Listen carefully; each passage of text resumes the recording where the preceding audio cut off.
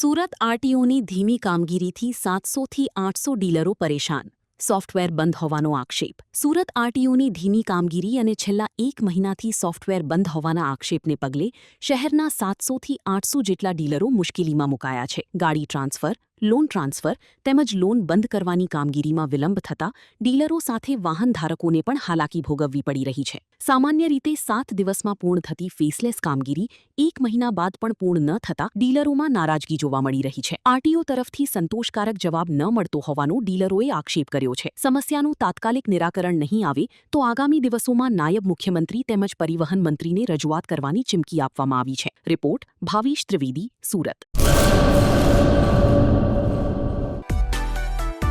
માં motor driving, safe and sure driving.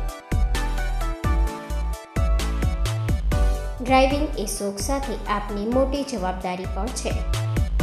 અમારા instructor દ્વારા સચોટ અને સરળ માર્ગદર્શન.